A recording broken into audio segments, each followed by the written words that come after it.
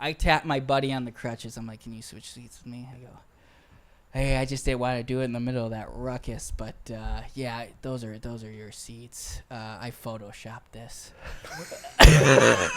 Just complete confession.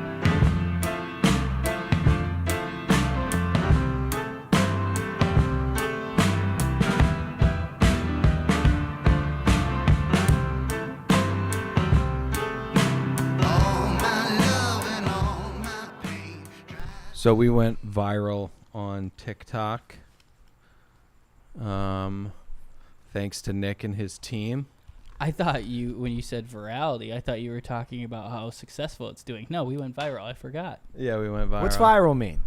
Well, there's like a media study definition of it. No, I understand that, but how many? Like the numbers. Give me the count. How many people had eyeballs on us? I think we got like 450,000 views or something like that. 450,000 views, and as I've said before, views are cheap on TikTok. What you really want to look at is the likes. That's like people actually interacted. 15,000, and I don't know what the media definition, but I consider it when the views and the interaction gets past your actual reach of the following you already have. So if more people are seeing it that didn't know about you before, to me that's viral. Is this where some little bastard called me Simon Cowell? Yeah. Oh, okay. Yeah. So you got called Simon Cowell, and honestly, I'm not hurt by anything that the teenagers said about me. Remember when an Adam Carolla fan called you a fat Andy Samberg?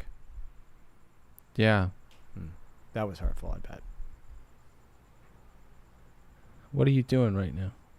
I'm just not a lot of people have, a lot of listeners. That's a shallow grave, and you just dug it up. I didn't know it would still hurt you. Yeah. I feel like that one shouldn't hurt. It's not accurate, Dylan. No, I'm kidding. So, I want to go through a couple of these. I should say that the video was the golf refund story. If you're a fan of the show, you've heard it. I went up. They offered me half. I said, no, it's not going to work. I got it. So plenty of people called me Karen, but they just, to anybody who wants to do a podcast, don't do it. Don't enjoy your life. And we've had this happen. we've had this happen a couple times, so it's not a foreign experience getting called hateful things by complete fucking strangers. But the magnitude and the number of the comments this time was pretty crazy. So what are we going to do? We're going to dig into what people said about us? More about Dylan, I think. We covered the Simon Cowell thing. I will say, Dylan, when I texted you guys in my glee, I was like, we went viral. Hadn't looked at the comments yet. Yeah. We are fresh off a fight. I felt like that may be construed after you read that as some type of dig. Absolutely not intentional. No. So one of the great comments was, and who is this guy? And someone wrote, some fucking bum. Her? Yeah, like I said, a lot of people called me Karen. The one thing, douchebag, I'm shocked they offered you anything. This guy's a fucking tool. Wow. What's that guy's name? That's a Karen again. And then somebody wrote Rick, and then all these people were chiming in. So again, don't start a podcast because it's hurtful when things like that happen. But the worst part of all of this was that I joined TikTok to see this video.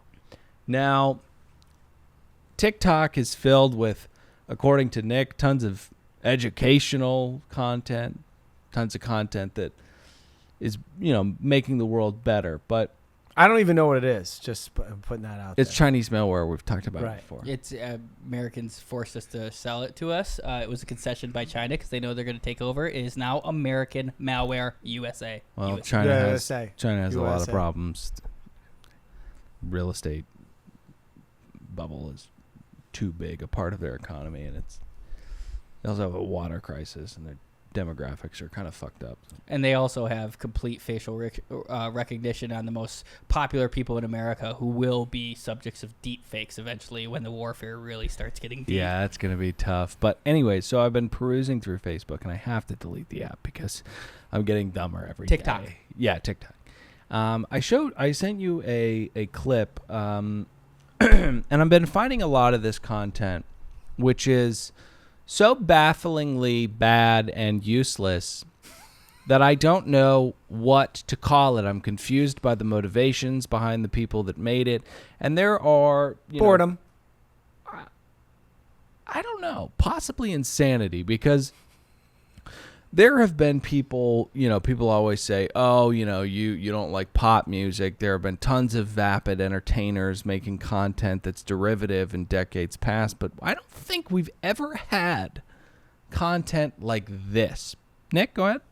I will say 1.4 million likes. That is not the correct video. I screen captured too early. We're going to get there. Oh, well, this one's popping. I'm actually super curious about it, and it looked dope. Oh, yeah. It's now pause. Is there sound on it? Yeah, there is. This one actually has 4.6 million likes. Put that other one with that guy with that nice fellow with a face tat to shame. That's Kodak Black. Oh, Yeah. nice fellow. So anyways, go ahead and play this. To my window and goes, license, registration, and proof of insurance. And I look at him, I say, officer, I don't have my license on me, I don't have my registration, I don't have any proof of insurance. So then the cop looks at me and goes, then why the hell were you speeding? I caught you going 90 and a 65. And I look at him and I say, officer, the reason I was speeding was because I just killed my girlfriend. I chopped her up and I put her in my trunk. So the cop backs off my window, says, listen, boy, wait right here. And he calls every cop in the area to come look at my car. So my car is now surrounded by cops, and the chief of police does a whole check. He checks my trunk, and all he finds is a backpack. So then he comes to my window. So the chief of police comes up to my window and says, listen, the officer who pulled you over said you had no driver's license, no proof of insurance, no registration, and that you just chopped up your girlfriend and put her in the trunk. But when I looked in the trunk, I got pulled over. That was awesome. What are you talking about? Did you show us the right video? Because that was unequivocally awesome. That is a video of some woman bedazzling an iPhone case while a terrifying man recounts a story where he pranked a bunch of cops. Now, the reason I think these videos are going out is because there's a funny clip, like an interesting story that they want to go viral. But TikTok is for retards. So they have to put some fast-paced video apropos of not the fucking clip it's over so that people will pay attention. It is a certain sign of doom, and it makes me sad. Fundamental misunderstanding of the platform. Okay. The man who told this story probably did a video on his own TikTok of just his face telling the story. Okay. And then people use duets to put their own video to that story. And this person is crafty and hilarious. Oh, got it. Okay. Mm-hmm. Did you pick up on that? Well, I did. I just picked up on that. I thought it was being subversive to TikTok, saying, look how stupid all this is. Oh, so you guys think it's some meta brilliant crafty genius? It's not crafty genius. This is done constantly. Duets are really like how TikToks go viral. If you have a good sound that people want to reuse, you can put whatever over it. That's why it started with like people lip syncing to like a famous one. God. But this one's not lip syncing. It's something apropos of nothing, and I found it humorous. Dylan, you always touch on this. Like as a human, the human race should probably be extinct because we're going no further beyond this. Yeah. I used to think it'd be like AI, like we turn into like aliens or something like that. And there's only a couple of us, and we have a greater purpose to see how we can learn from space or whatever the fuck. No. we want to just make bedazzle our phone cases. We need a war. If there was some type of omniscient being who made him or herself known to the entire planet and spoke in every understandable language and said, we need to cull 80% of the human race, I would put my hand up and I would say, if it's got to be me, it's got to be me, but I think that you're doing the right thing. You what? Well, that's what COVID was. Life was going... Not really, though. Well, life was going too good. I mean, everything was great. We're all having, we got 60-inch screen TVs. We got two cars. I'm not, there's a lot of poor people and poverty out there. But it seemed like everybody was loading up on the Taco Bell and the Netflix. And like, wow, where's this going to go? It's turning into... We always reference the movie Wall-E, where a bunch of fat people are in a spaceship drinking milkshakes all day. Right. We were right on the cusp of that. Then COVID came. It made us rethink our lives and go, maybe I should spend more time and visit my grandma because maybe she's not going to be around forever. And then when you have that thought bubble, you know what you do? What? You pick your phone up and you watch a woman squeeze a bunch of fucking plaster out into an iPhone case while a man tells a story about pranking a bunch of cops. There are existential threats to our existence, and we live in an era where you can just scroll and forget about it. I'm very interested in Pat's take on COVID. I'm so happy it allowed you to take stock in your own life, but I feel like it was a government intervention to only speed up the process. Yes, I feel to make us all Wally. I'm with Nick. 100%. Well, all right, so I'll say insulate and fatten. Insulate and fatten. You don't. That's a shirt right there. You buddy. don't have to have your business you worked your entire life for. We'll give you $1,200. Twice. And honestly, you baked muffins, so shut the fuck up. Well, I remember one big reset. That was the government, not me. History has shown there's like these big resets where we kind of, we reset ourselves and go and get better perspectives on things. You're talking about like meteors and stuff. I'm talking about 2001, 9/11. Oh, got it. That you guys were probably too young. How old were you in 2000? No, I remember. I was. Well, you remember, but you're probably young. I was at my dad's apartment. I was 11 years old, or maybe 10 years old. That's right. I was 10 years old because every time September 11th hits, I say, September 11th, 1 month before my birthday. But we watched, and we were in my dad's apartment. Parents had split, and he said, I know that it was Dick Cheney that did this. Go ahead. He said that. Yeah. Wow. I was in choir class first period, and because, where were you? Dad's apartment divorce. Yeah, because it was 2 hours earlier for you, because I was in Wisconsin. We were first period, like 8:15, and David Requase, who later committed suicide, was like, I'm really worried about my mom. She's on the plane to New York, and he started crying. I'm like, what are the chances she'd be on it? She wasn't. Oh, Jesus Christ. Just straight depression that he killed himself. Very sad. He was a great buddy of mine. Okay, this is another podcast show. It's the show where we gab and goof about whatever is at top of mind. I'm Dylan, saddled up next to one real Nicholas Davis. What's going on, everybody? That produces podcast show. how I miss you, David. We have a Vegas trip to recap. Thankfully, me and Pat were not the ones who went back to that. never going back. That shitty power node of sin and despair. Nick was the one who went to Sin City. And then I guess we've got a Patty's Picks this evening. Yeah, I got a Patty's Picks. Mm-hmm. I think Pat should do his picks first in case my thing goes too long. We can cut it off, and I'll tell the rest on the next episode. Okay, all right. That's called producing on the fly. POTH. What? Fuck. Hashtag it. Go ahead. And I don't expect it to, but I'm really excited to hear it. Okay. Can I go to my Patty's Picks? Yeah. All right. So I got a new show for everybody. Something that I'm really excited about. They're like 3 episodes in. Our listeners are very savvy. From 2004? Nope. It's new. And what's interesting about it is I haven't seen it before, this type of show. And that's really tough for me because there's no new ideas anymore. I'm trying to sell the shit out of my reality shows that I have ideas. My show called Caught, which is we have a chain link fence come up from the ground and trap a guy trying to steal your laptop out of a car. And then we have the cop come over with the, like a Chris Hansen guy and go, what happened? Why are you doing this? And we interview the idiot. Network executives have said, do you mean like bait car? Yeah. Mm-hmm. Yeah, but it's different because it's really not about the punitive aspect of it. It's about the human aspect. That's right. I want to learn how'd you get here where you're throwing a rock through some poor sap's Honda Civic and stealing his laptop. It's rehabilitative. Yes. Mm-hmm. And then the second part is we invite the person that was stealing the stuff out of the car, his parents, if they're still around. We ask them, what happened with you? Yeah. And then you give them a laptop and you go, you can be anything. Yeah. Mm-hmm. Anyway, that was even a hacker. So, all right. So learn to code. I fell in love with a show called 90 Day Fiancé about 4 years ago. That show has now run itself into the ground because they're just doing fake stories of current cast. I'm not getting the new 90 Day couples anymore. Whatever happened to Yazan and Brittany? Is she dead? Yazan and Brittany. Remind me of that one. The sassy black sugar baby who went to fucking Jordan. Oh, that's right. Sorry, do you have anything to add there? Just that she was fearless. She spit in the face of Islam. I can't believe she went back for a second time. She could have lost her life. It's insane. Yazan wants me to tell you that you are in danger of being killed, and he is also in danger of being killed.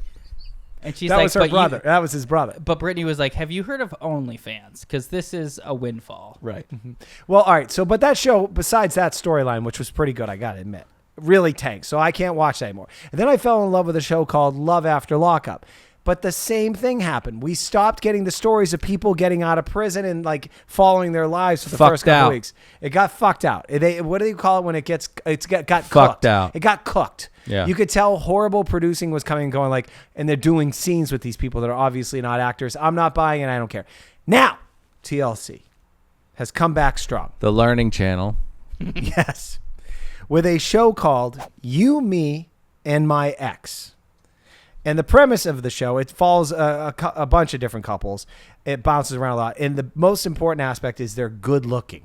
That's very important for old Patty. I don't like following Angela and Michael. It's not important just for you. It's a sad truth, but let's stop, diverting our gaze from it. It's important for fucking everybody. Very important. We need good-looking people. We don't like filthy, yucky, fatty, grossy. No. So it has a bunch of different stories of people that are they're married, but they're still interacting with their ex. And I think we all can have some stories of that, right? There's some exes on Facebook liking your photos and all that. This show is much. I have that. I'm with my first long-term girlfriend. Right. So just me? That was a girl I've been with for so long. Right. All right, let's play the trailer of the show. Okay. This is called You, Me, and My Ex on TLC. I think they're week 3 into this show. Here's a little first look at it. We still got that TikTok video up, which evident. Oh, that's not it. That's Iggy's. Yeah, his pussy. I don't think I pulled this one up, but I'll have it up in no time. Look how fast I get to this. Don't even vamp, Pat. Okay, 1. Yep. See, new series. Yeah, look at me, really, and really I'm there. Fast. That's the internet's fault. Yeah, That's not Nick's fault. She's got something on her. Get it off. I will always be Jimmy's first love. Yeah, she looks strong. Wendy will always be his second wife. If he puts his hands on his ex-wife one more time, there's gonna definitely be a problem. I'm John. And I'm April. I'm Roy, April's ex-husband. I love the vignette. I'm Jerry. This is my ex-wife, Jessica. And I'm Kayla Bay, Jerry's new girlfriend. We all live as one big happy family. Okay, can you pause this? This is fake. No, it's not. All right, we'll say there are probably some. It is 100%. There are probably some thirsties out there, some fame thirsties. I don't care. The drama is real. The drama is real, and I have a good barometer for that. I'm sure maybe the drama. There I can't get over how there fake is a this couple is. on this show where they were banging each other's spouses. They were neighbors, and now they're all friends. Maybe they haven't gotten to that on the show, like some little swinger parties or something like that. Yeah. I'm fascinated by this because I always wanted to be friends with some of my ex-girlfriends, but the second my wife Cherie got in the picture, she basically started isolating me from my exes. She wouldn't allow me to go out to lunch. What the Germans did in Berlin. Right. She built an emotional wall Yeah. around me to not allow me to talk to some girls that I was still friends with because she was like, that doesn't make sense. Yeah, you're living under fucking communism right now. Sorry, fascism. Right. Mm-hmm. I agree he is, but I am too. And are you allowed to talk to girls as friends? Yeah. You are. Yeah. Okay. Even if you we're put your not mutual friends? Yeah. How about if you put your penis in them at some point? Sorry? You know what I said. Like, do you text them? No. Or any interaction that's not really in front of your girlfriend? Call them, Like, you hang out with them. She knows them. See, this is the fucking problem.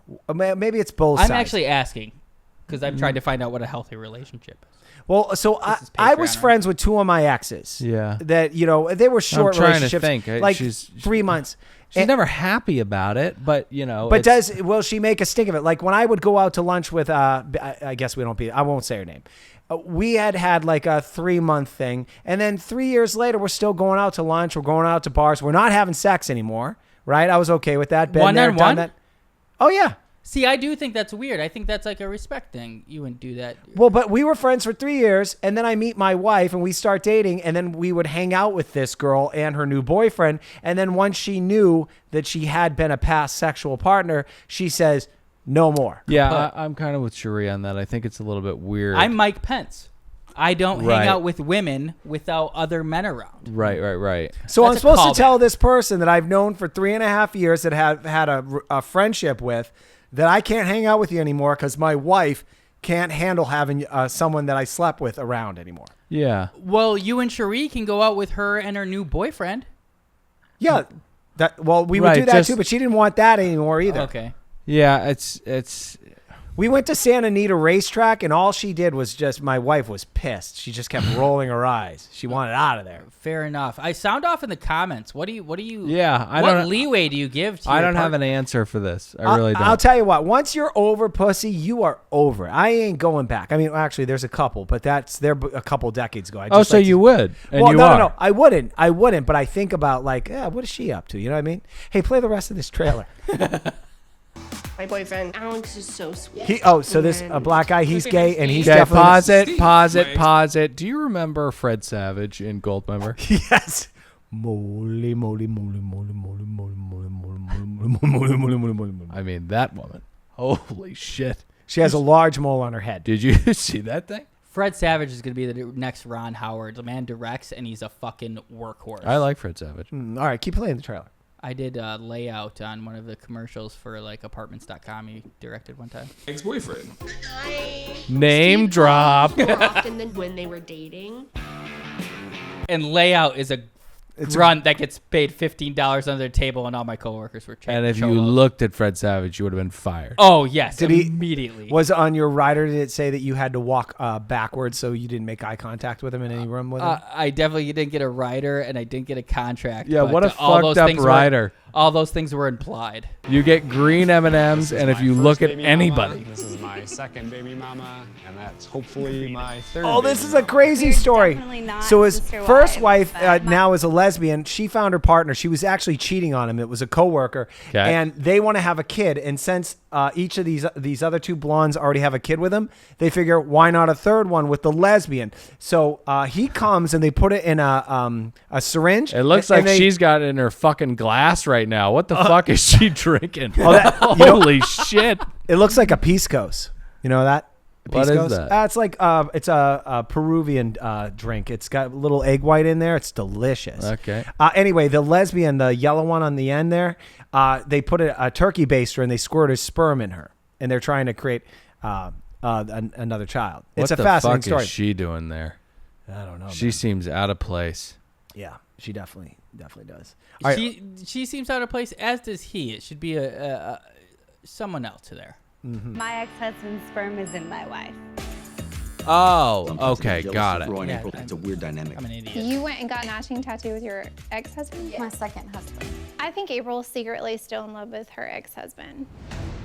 I feel like you're being very passive-aggressive. That bitch was so disrespectful with her looks. It made me feel like, bitch, I can't even be nice to you, like fake nice to you, even. When they're together, it's very unnormal. I really liked her Caroline's accent. gonna be in for a rude Oh awakening. my god, Did he you used almost. to work with him? Yes. So that's how you met. Yep. I thought he was gay. I carry Oh, a he's lot of definitely guilt gay. because of the that you've done. And the You can pause it. decisions that I made. All right, guys, are you sold? This show, maybe we should give up Roni and sign up for this. This is an amazing show. And one bonus, it's only an hour. I am sold on the fact that I think this is a great Patty's pick. I will never, ever I don't watch think I'll this. ever watch. You it. could- But I Some just, of the ladies are pretty attractive in here. I like that. Haven't really brunette. seen one. if I'm watching trash TV, I have to monetize it. So it would have to be a vote to do this show. I understand. All right, so check this out on TLC. Original episodes air at 6 p.m. on the West Coast. I would assume 9 p.m. on the East Coast. What on day? TLC Sundays. All right. Well, yeah. And by the way, akin to Nick, I am very confident in that Patty's pick. I'm sure it's very entertaining. and also get in that comment section. Should Patty be able to hang out with girls that he used to have sex with? One-on-one one-on-one at a restaurant Usually a bar. / restaurant. and she's just coming into town and has a hotel across the street from the In-N-Out in Universal City. Here's and a fun recently thing. left her lover. Here's a fun thing. I want to see who has the most people that when you post a picture on Facebook, that's the place for old people to You post do things. because you're old. Whatever this is gonna be. Do you ever go who liked your picture and go, tap that, tap that and do a running number of how many people like your picture that you had sex with. No, because you're Dylan, old. you've had sex with 4 people. You married your high school girlfriend. Shut up. You don't know anything about this. I've had sex with more. All right. But I'm close to that number. I was fucking... Fucking how was Vegas, man? You guys want to vamp for a little bit while I pee to do my story? I got to pee before it. I'm just going to pee. And if you guys want to vamp, not. If you want to take a break, this is not time. You should have left when I was talking before. But I was... that's how interested I was. Go pee. All right, go pee. I really liked it. It'll be fast. Dylan, you really think I'm a pig? Oh my God. In your haste, you almost ripped everything off the fucking table. Dylan, you think I'm a pig for this? For what?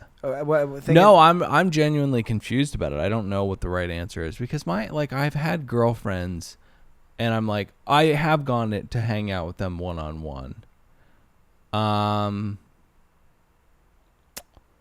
my wife's always cool with it, but she's not. It's not like she's thrilled, you know. Yeah, I really don't have an answer. You don't? Because there is... I think that you would be lying if you didn't say that there was a little bit of weirdness. You know, I honestly, if my wife said... because she dated... It's not like you would cheat on them, but you would go home and masturbate to them. No, not really. I mean, because there's certain girls, there's a reason why you don't want that pee anymore. You know what I mean? Pussy? Yeah. Is that what you're saying? Mm-hmm. Well, yeah. But you liked the friendship part of it, at least on a limited basis. Vegas was awesome. Great. Honestly, guys, you guys are crazy. I mean, so... You have glitter on your face. You went to Vegas for Conor McGregor. Yeah, the glitter is from something else then. I'm not sure. Right. I was just really excited, and we missed it on our Bachelor show for him to do the sequence song. And so I put glitter to try to dial it up, and we missed it. Got it. But, no, Vegas was awesome. I went... to see a huge inspiration in my life fight a new huge inspiration in my life. Right. Conor McGregor versus Dustin Poirier. Now, a lot of our fans, unfortunately, are probably not MMA fans.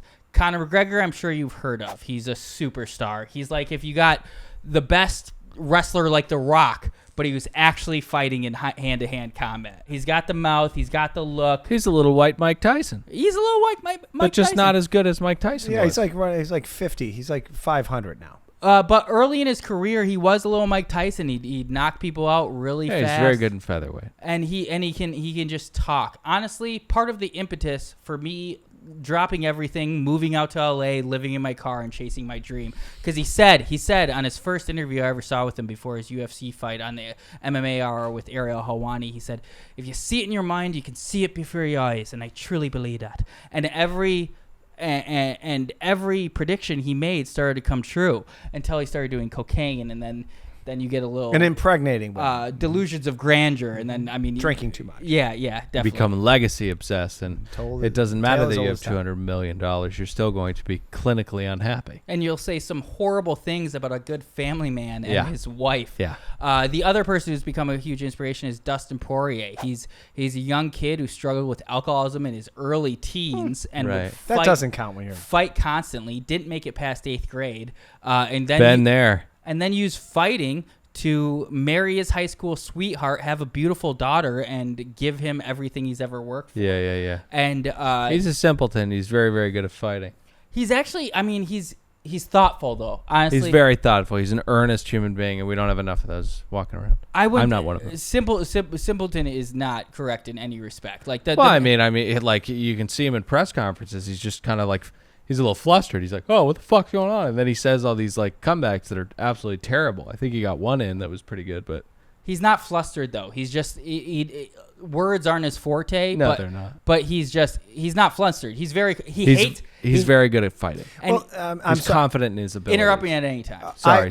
No. I'm saying please do. Like I am fascinated by your trek out to Vegas because I want to hear where you stayed. I want to hear what the people were like out there. Right. I'm dragging him, and mostly I want to know MMA. How much this fucking thing costs. Yeah. No, that lead up, no one dragged me into anything. I meant to do it. Both these people fighting in Vegas post-lockdown, after a year of not being able to go where you wanted, do what you wanted. It was the perfect storm to me. I had to be at this event. It was their third fight of all time. I was like, this is once in a lifetime. I don't care. Like, how much are the tickets? Too much. I don't even want to say it. Just say it. It was $2,000 for 2 tickets. That's all right. And then God, they make so much fucking money off these fights. And I finally did it day of, but they don't make that money that's resale. You spit on me. I wonder if the UFC buys up the tickets when they gives them out for the hotels. No. They buy up the tickets to see what the market's like, and then they're the people reselling them because it just kept going up and up and up. I wanted to go with that couple you guys have met, Lucas and his fiance. I love them. Jess. We talked about it right away. It was a drunken night. We're watching fights. A little too rich for them, I'm feeling. But if we would have went right away, they would have pulled it off. It was only $500 a ticket, and he's like, "Oh wait, maybe if we get closer, it'll get cheaper." It did not get cheaper. It essentially so we got $2,000 just on the tickets. Doubled. And by the way, I knew I was going the whole time, but I didn't pull the trigger until Saturday morning. The fight was Saturday fool. Night. I know, but it was also fun. Did you drive? Yes. Okay. We did not fly, so that I felt like I saved $650 right there. And these three are fighting. Bought those $2,000 tickets. Girlfriend booked the hotel. Only thing available off the strip, Sahara. Good for you. Oh, $390. God. No. Nick, because if you would have been on the strip, cheapest hotel would have been $700. By the way, what? You're at least at the Cosmo. Who cares? A room's a fucking room. Yeah. You've got gross, filthy, yucky normies fucking breathing all over you when you're at the fucking Wynn. My lament is not that we are not at the Wynn. Maybe not the Wynn. Not at the definitely Wynn. Caesars. My lament is not that we are at the Sahara. It's actually a pretty nice hotel and stuff. They have what I need for a casino. My lament was that I paid $390. Right. Yeah, exactly. If I got a couple, you could have stayed at Sam's Town. You know what I mean? We could have stayed anywhere because I get up at 6 a.m. I have like work to do like vigorously. I'm like reaching out to anybody who's ever like helped me out to like contribute to the things that I have to get for an episode to go out. Finish at 9 a.m.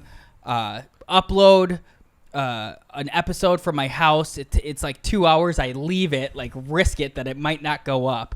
And then I get home and Jules isn't ready. And I was very, very upset at that. Typical fucking female. Remember when I told you guys, like, if you're in traffic or whatever, you just have to accept it? Or yes. Yeah, it was stupid advice. I didn't accept it. I was not a great What do you want to be there morning. for prelims? What the fuck? What do you care? The fight's not going to be till in 8 hours. Are you talking to me or her? Because I 1,000% want to be there for every single fight on that card. I want to feel the energy. You want to be in the arena. stadium the entire time. Exactly. I start doing the math. I'm like, okay, we're probably going to miss one fight. On the way there, one fight gets canceled because of COVID. So not that bad. You're down 2. We ended up missing 2 fights. Not including the one. What time are you at the venue? We leave at 11. We get there. We get. Whoa! 2 hours late, huh? Card started at. Supposed to start at 3. No, I know she was supposed to be ready to go at 9. Maybe I'm getting. We definitely left at 11. She was not ready when I got home. It was maybe 45 extra minutes or whatever. And then there was a little confusion. She didn't know I was ready when I was ready. So you walked ahead of her. No, just like at our apartment, like we all could have left. Got it. But yeah, it was bad communication on my part, extreme ownership. The whole thing, I should have been mad. Whatever. I should have gotten up earlier, not left work for the morning. Bunch of ways we could have handled this. I also should have woke her up when I left for the studio at 6 a.m. and been like, please get up. But I didn't. None of those things happened. So I missed the 2 fights. I'm very antsy on the way there. What time are you? So do you show up at the hotel, drop your shit off, and then go over to the venue? Don't even check in. You didn't even check in. We parked at the hotel and called an Uber because what'd you do with your bag? Well, a girl wants to Left it also in the like truck. brush up. She wants to like squirt a little fucking water on her face. Did it in the car. Had her do it before. You had her do it. Okay. I wanted to go straight to the That's venue. a man right there. You know what I mean? Hey. What's up with you tonight? Well, she was running late. It's What's fucking Jackie Gleason over here? What's with the little old school? The man's calling the shots. All right, I planned the vacation. I'm gonna. Well, she booked a hotel. She booked a hotel. You're right. If we don't leave by 11, you're going through the fucking wall. But things quickly got better once we finally made it to the arena, and my heart rate slows. You get a little margarita? No. This is sweet. Because I wanted to get to our seats so bad, I just got like a fucking 30-ounce Bud Light in a can. They have to pour it in a cup. Nice. And she got a mango cart. There you go. Yeah. Right. So. Oh yeah. Okay. Easy street at this point. You get any hot dogs? No food at that point. We got Del Taco on the way there. We had to fill up for gas. I was like, what do you want? She likes Del Taco. She doesn't like to indulge in fast food, but when we have like an excuse like this, she's like, yeah, I'll have 3 tacos. And I made fun of her. I got 2 burritos for $5, and she had 3 tacos. I'm like, Jesus, fatty, you got 3 things. My burritos are like that. Yeah. If you go by weight, 950 calories each. And I definitely didn't call my girlfriend. That's how he eats them. Yeah. And I was gonna say, it's like an anaconda and John Voight. Go ahead. We get to the arena. We're filled. We didn't. I got that giant Bud Light. She got a mango cart. Pat dropped his drink. It's a riveting story. I get it. My favorite is that Pat just dumped 75% of a White Claw out on the ground and is doing nothing about it. So we get to our seats, which again, $1,000 per seat. Are basically. Did you need binoculars to see what was going on? You don't in that arena because it's only 18,000. But when you are in the back in a close to empty arena, you feel like you need binoculars. It's not like going to a football game and being in the last row, but it's not great seats, especially when it's not full. You just feel so disconnected from the action. But I love Mischief. Big fan of Mischief. That's why Catch Me If You Can is one of my favorite movies. Yeah, that guy was in all sorts of mischief. I always dreamed. I was like, I wish I was in this day before computers. I could have pulled some of that shit off. I'd be a pilot. I'd be a doctor. You know. I fucking love that scene where he melts those toys and he uses the stickers as his Pan Am identification. You put him in the bathtub. I loved it. I love that movie. So yeah, but you're getting distracted right now. I'm not. It's an explanation of the mischief that was about to happen. How much I love it. One of my greatest memories ever was sneaking into the Kelly Clarkson concert, my first concert when I was 8th grade. I used to sneak into Osula, the Japanese college across the street from Carpenter Avenue, to play basketball late at night with the neighborhood kids. And then one night, a janitor walked in and said, "What the fuck are you guys doing in here?" And it scared all of us. And he got one. I don't remember the kid's name, but if your high that you achieved from that day was anything like the high I had when I was front row to Kelly Clarkson's first single for free, I mean, I'm telling you, one of my favorite memories ever. So this was just like that? It was about to be. Oh, okay. So we're looking down for empty seats. Got it. And at this time, oh no, there's a plethora of plenty seats. And wait a minute, you're thinking this during the prelims? Like, what are you thinking? You think you're just gonna move down to those? He spots Machine Gun Kelly's seats, and he's like, "Jules, they're empty." I had no delusions of grandeur. Second time I've used that tonight. Listen to another Bachelor podcast of getting on the floor, but I wanted to be lower bowl, and so we're looking at all the seats, and I'm like, Jules, you just gotta. When we go down there, we've got our drinks. Do it with confidence. Yeah, we've got our drinks. We don't like poor people. She was like, let me finish my drink before we go down there. I'm like, no, we can't look like poor people. Let's have these giant drinks that we paid $25 for. It was like probably $19 for that 30-ounce Bud Light or whatever. I bet it was. It was insanity. Vegas is expensive. It's an expensive Still place. look like a poor person with a giant Bud Light in your hand. No, it's UFC fans. Yeah. Mm-hmm. We had a lot of it. We're royalty. I didn't see Machine Gun Kelly drinking. Now you said I could interrupt you at any point. Anytime, please. All right, I want to get to the main card. You can't push me forward. Oh, I can't. You can interject with notes or what have you. That's why I said I'll go to part 2. Don't you understand the rules of this game? Right. Okay, so you and Jules go down to better seats. We're about to. I'm telling her how to act confident. And she's like, I just don't want to play this game where we're getting kicked out musical chairs, which will happen. You could do that all night. Just move, someone kicks you out, move, someone kicks you out. Yeah, but people do eventually want to sit in their seats as Conor's probably coming out to fight. Yeah, right? but when those people come down, then you move to a next seat, which is what I was willing and planning on doing. And you've always got your seat sick rip. Always got your seats to go back to. Yes. Assuming they don't get really aggressive with you, which they won't, because this is the thing. Any sporting event, but especially MMA fights, that's how the game's played. Okay. The security basically assumes it'll work itself out. If there's a dispute and you're trying to like have someone's seats that's not yours, you're gonna get kicked out or what have you. To be safe though, we get real creative. We take our tickets on Instagram. We're copying and pasting letters onto our thing, and we had a screenshot that said we are in section 8. Row K, seat 7 now, and 8. This is Jules doing this, I'm thinking. Well, we both had the idea. Sounds like a regular old guy from Catch Me If You Can. I love that movie. We both had the idea to Photoshop the sheets. Where Jules was ingenious, she went on StubHub and found the last 2 seats that were still for sale. So if we can theoretically get to those seats, we're safe for the rest of the night. Mm-hmm. They went unsold. These people can't come.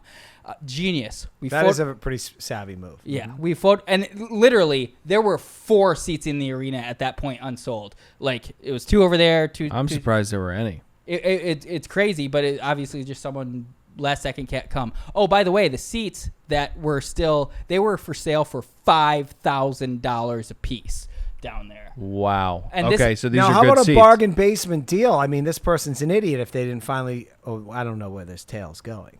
You don't, and I don't mean that because it goes a different way. I wasn't trying to call you dumb. It sounded mean. I felt like I didn't take it that way. Don't worry about him. Good. What did you just say? These are really good seats. So, like I said, there's the floor around a cage because the T-Mobile. It was at T-Mobile Arena, also where the Las Vegas Knights play. So there's a hockey arena. It's got a cage in the middle, floor seats with no elevation, and then we're row K on the first thing up. So like 13 rows up. Awesome. Okay. Yeah, awesome incredible seats. If you could pick it, that's probably where I'd pick. Except I'd go straight on. We were kind of corner. So you get these seats. Beggars can't be choosers. So we walk down there. $1,000. So we walk down there. We get closer and we see there is a man in one of those seats. Oh no! I repeat, a man in one of those seats. Oh my God! Doesn't compute with me. I walk in there. I go, "Hey, bud, we're actually 7 and 8, but." And there were 4 empty seats next to him. There were 4 empty seats next to him that were sold, but those people haven't arrived yet. I go, hey, bud, we're actually 7 and 8, but I'll let you stay down here, and we'll chill in these ones till these people get here. Take your time. That's a good move. Really, really confidently. I don't see know. Him sweat a bead? Did he? No, he was cool with it. He was like, my time is coming. He knew the game. He's a hustler. We're hustlers. Right.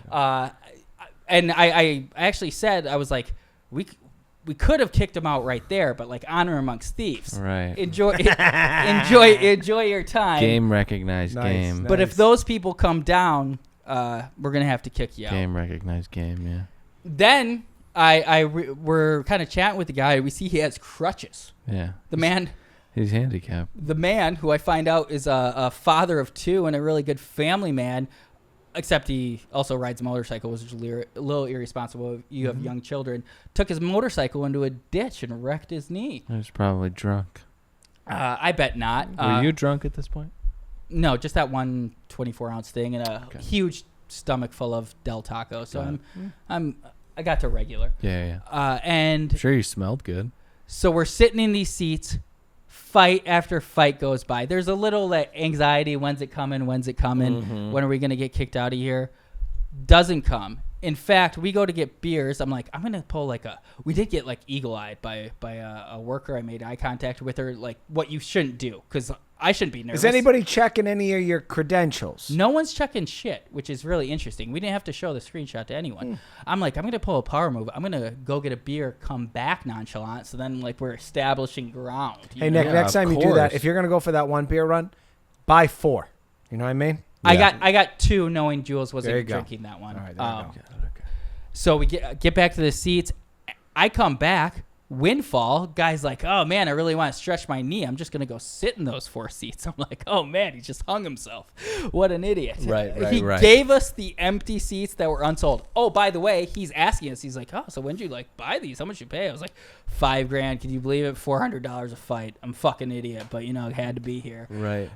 Great. Good fun. I don't think he was buying it. No, he was. Oh, okay. And especially when I told him $5,000, like, no questions asked.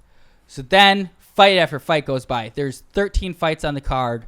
We get to 3 fights left, still in those seats. The women? So the former president, I assume, is already coming and taking his seat. Yeah, I think he is there. MGK, Miles Teller, who I bowled next to one time with Dylan. Yeah, we went bowling with him. A bunch of other stars that I can't remember, but I mean, but I'm saying the hoopla has already started at this point. Oh yeah. My favorite part about they asked Dana White, you know, you say that there are more celebrities here tonight than at any fight you guys have ever had.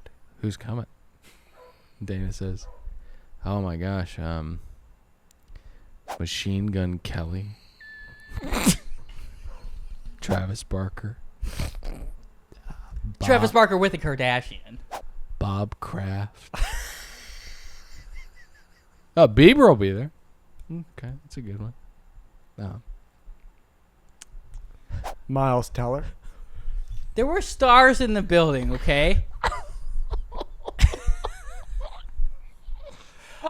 The president? Ever heard of him? I'm glad you agree that the election was stolen as well. I don't believe that. I was doing a Dana White impression. So, 3 fights to go. My favorite was his speech to the RNC. Finally, this couple, and this woman, and I think the term has jumped the shark, but this woman is a Karen, and she is coming in absolutely hot. Oh, no. A couple. They come in. They're like, these are our seats. And in some weird instinct, I'm like, no, we bought these. I pulled out my and so she came in hot. Well, you can play dumb. Yeah. I didn't. I played these are my seats. No. What I'm saying is if it really comes down. Yeah. The God, I'm so dumb right now. The rubber meets the road. You can go, here, I have this. They could think you bought phony tickets online. Yeah. And this is kind of where it came to. And there's a bunch of people in the section staring. I mean, this is happening all over. People getting kicked off seats. Like I said, this is a game. But because she comes in so hot, everybody's staring at our section. And I defiantly, I go, no, I mean, right here. She's like, when did you buy those? I was like, today, $5,000 a piece. And she was like, she just looks irate. Because what's running through her mind at that point, StubHub had some glitch, and we lost out on $10,000, and we don't have our seats. Right. So, but she doesn't know what to do at this point. She's fucking pissed. Everybody starts watching the fight. Relax. Fight ends. Decision is read. Wait, the whole fight she's standing next to you? It's not the whole fight. This is like all before the end of the. Who was fighting? Irina Aldana and Yanni Kutsakaya. Yeah, that was a crazy one. I tweeted bathroom break. Hashtag UFC 264. Oh, how misogynistic of you. No, it's a really bad fight that should be on that main card. I like a lot of women's fights. That was a fun fight though. You were wrong. I knew I was giving I was tipping out a lot of people on Irina Aldana. So that decision gets read. Ruckus. People stop looking. We sit down. I tap my buddy on the crutches. I'm like, can you switch seats with me? I go, hey, I just didn't want to do it in the middle of that ruckus, but yeah, those are your seats. I photoshopped this. Just complete confession. Let it go. She is fucking pissed. She's whispering this. She's like, oh. She sits in her seats. I'm like, she's probably going to rat us out. She's not going to be So you just slide down. Well, why did you feel you have to do that? What you should have said is, let the baby have her bottle. There's 2 extra seats over here. And just slid over. Why make the full confession, Nick? Because I was worried she would go to someone first, where those 4 seats are still there, and I could still stay down here. Maybe these 4 people aren't coming. So I'm like, oh, so you told the guy, hey, game, respect, game. Don't. Oh, no, he didn't know what was going on at this point. Don't rat. I'm just going to switch with you. He had no idea. He thought these are my Got it. Okay. This guy was Crutches was baffled. He was like, what's going on? 2 people have these seats. I saw the screenshot. Right. So I switch with him, tell her, get them settled down. They go to their seats. We go to the 4 empty ones. I go, I got a confession, man. These aren't my seats. We hustled you. You hustled us. I hope there's no hard feelings. He's like, no problem. He laughed. Right. Hilarious. We had a good time. Offered to buy him. Even before that, I offered to buy him a beer because I was like, if we're going to kick this cripple out, right, he needs to get sauced up. Well, he's not a cripple. He's an irresponsible father. Fair enough. Drove his bike into a ditch who he was drinking on the job. Good guy, though. Good guy. So, and that's essentially, I mean, that's where we end. One more fight happens before the co-main event. The people in those 4 seats come. We say Ruse is up. Jules, very quickly, those people came, sat down. They're like, oh, I think this is our seat. She said, oh, we need to get a beer. So smooth. This is what's crazy about this. People pay that much money. And show up at the fucking show up for event. 6 minutes of fights. I agree so much. Like, honestly, my impetus for even wanting to go down there, besides my love of mischief, was like, I can't believe I paid $1,000. They showed up. They showed up to watch the worst fight of the entire evening, and then Conor break his leg in half in 5 minutes, and then the night's up. Mm-hmm. That's what they paid $10,000 to see. It's so. Yeah, because we got kicked out right before the Greg Hardy fight. So maybe I was 1 fight over. Anyways, 4 fights left when that couple came. 3 fights left. Now, the anxiety that I assume you were feeling, maybe the beer was nullifying or that, or whatever that fucking word is. Like, nullifying. Were you anxious the entire time? I wasn't anxious pretty much at all until that weird interaction. I was feeling really bad about pulling out my screenshot and trying to somehow fight for those seats at that point, because you wave the white flag is what you should do. Mm-hmm. But I think it was actually a smart move with all the ruckus going on. I didn't want to be kicked out and left up. But then that lady had such anger, such palpable anger. I could feel it. And I was worried. That would ruin my time. I was worried that Jules was uncomfortable because of what I had done. But I checked on her. She's like, no, this is awesome. Like she was having a good time. So then we go back up to our seats. We see the worst fight on the card, even though I'm really happy Gilbert Durinho Burns won. And then we get to the main event, which I thought I had a genius move. I bet Dustin Poirier $400 on him to win in the second round, $300 to win for him to win in the third round. Either one of those 2 bets would have got my money for my ticket, my hotel, plus some. Right.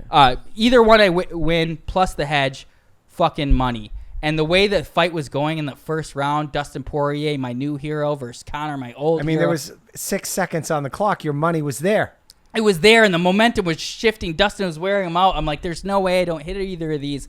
And then the confusion happens because you don't hear the announcers. You don't know what's going on. I'm like, I knew they didn't call it, but I didn't know how they would score a fight that it finished the first round. You were thinking about your money. You wanted Conor to get up for round 2 on a busted ankle. I even thought, come on, pussy, just fight him. I even thought getting to 0, I wasn't sure. I thought getting to 0s at end of round 1 would mean you're into round 2. Mm-hmm. It doesn't. I lost $700. Pretty rough. Didn't care though. Like the whole night, like it was exactly what like I wanted. I was so glad I was in the building. The energy during those walkouts was fucking insane. Did you say electric? Electric. Oh, another like quick callback. How much it means to me. My first ever time when I drove out to LA. Oh no, I get hired at the Adam Carolla show. I'm there a week. Place. I'm there a week. We have a trip to Vegas where I meet Pat, and Pat's telling me all these stories of grandeur of him opening up a podcast studio on Hollywood Boulevard. I was like, I'm in. It's probably gonna be on Vine, but then he got a little sketched out at how much I love to gamble. He's like, this guy's cool but degenerate. Great eye. Pat doesn't like gambling. It's boring to me. Great eye. It's pissing money away. Even if you're good, it's pissing money away slowly. It's fun. I'll say this, Nick. What you did, although it was a big spend, 5 years from now, you're not going to care about that $5,000 or whatever you probably ended up dropping over that entire weekend, right? With your degeneracy. you're going to remember you went to that fight. You probably saw Conor McGregor's last fight, right? You had a great old time. He'll fight a Paul. Mm-hmm. That's why you got to do that. Just the mundane living that we do. You got to break it up with expensive trips like you did. I think this is a problem I have because the money I spent on it does not faze me. I am just like, I'm going to do the things that I enjoy and then just like fucking work for like, I don't know. And then on Monday I get a call. I'm going to make $8,000 for the next 2 weeks. That should look at you. But we're not finished yet. Almost. Thank God he doesn't have a car he can fucking crash. For real. So we crashes a car, fixes it, a tree falls on it. Fights finish. Kidding me? Me and Jules smartly get out of there before the decision is read. Yeah. Get a little ahead of the thing. Yeah, it's like leaving before the Who go would goes. stick around for the decision? Oh, Conor's talking. Conor's talking, and like it happened so suddenly. People were like confused. Just wanted to stay longer. Everybody was kind of right. Everybody was kind of gearing up for a little longer. We get a little ahead of it. We're still in a crowd. Get back to our hotel. Not enough energy to gamble. Really wanted to gamble, but didn't. Go to bed. I get up at 8 before Jules, and I'm like, I'm gonna go down and play a little blackjack. Go down very quickly, and I play blackjack by the book. Like I've stayed there for 12 hours. Just you battle. It's fun. Blackjack's a 51-49 game if you play it right. If I know you how play to it play. right. I immediately lose $140. I go to the ATM. I get money out. I battle back to even. Actually, on the last hand, I have $40 out in a hand, and they have like this automatic shuffler thing, and it gets stuck. And I got a 4 and a 2. The guy next to me, who we were making buddies. They redid the hand? Not quite. He had something shitty. Dealer's got a 10. The pit boss comes over. I'm like, how about a push, right? I mean, I got to get back up to my room. He's like, no, man, we'll figure this out. We'll finish this hand. They can't. They got a little ruckus going on. They don't. I'm like, come on. I got to get back to my girlfriend. She's sleeping. She can't know I'm gambling. She knew I was gambling. Calls it a push. Gives me my $40 back. I count out my chips, cash out. I'm $10 minus even. I'm like, what a day. I walk to the elevators. I pass the roulette wheel. No one there. Just a dealer sitting there at an empty roulette wheel. You got to keep them company. Waiting for someone to step up. You let it ride. I take $25. I put it on my favorite basketball player of all time's number. It sounds like a lie. 23. And I hit it. No one was around me. I yelled. $875. I got my Dustin Poirier bets back. I run up to the room. I didn't even cash out. I had the chips. I was like, baby. She goes, did you win? I go, yeah. I won $875. Your favorite basketball player is fucking $25 on a number. And I hit it. One spin. No one around me. I pulled out my phone. She goes, put your phone away. Because like she was worried I was going to get my money taken away. The pit boss, who... Do you know what the chances just had to of give me that my is? bet back, comes over. He's like, unfucking believable. It's 1 in 36, but you get paid out 35 to 1. Wow. It was awesome. I'm proud of you. And then we spent 7.5 hours in 122-degree heat on the way back, but it was worth it. And we listened to Business Wars, which I'm going to tell you guys about the Zanku chicken murders and Netflix versus Blockbuster. Oh my God, Zanku chicken murder sounds incredible. We will have to hear that at a later date. It was a fabulous tale. I'm glad that you guys had a lovely time. I admire your bravery to stay in those seats for as long as you did, amidst all of the star power at that event. And I admire your courage to say, I got to keep that dealer company and lay down $25 on 23. Don't you wish you put down a honey on that? You see that No. In blackjack that happens all the time. Like the not the gambler's fallacy. That's like when you assume it's like, oh, it's been black 8 times. It's going to be red. It's gambler's regret not having enough. I didn't have it in that moment. That's the most I've done that maybe 3 times in my life. $25 on one number, always 23. And I won't. It's bliss. I won't do it again. It's bliss. The disease of more cannot creep in. But yeah, we have more stuff for you guys right around the corner. I forget what everything is. Comment. I'm Dylan saying goodbye. Nick, say goodbye. Goodbye. Pat, say goodbye. Later.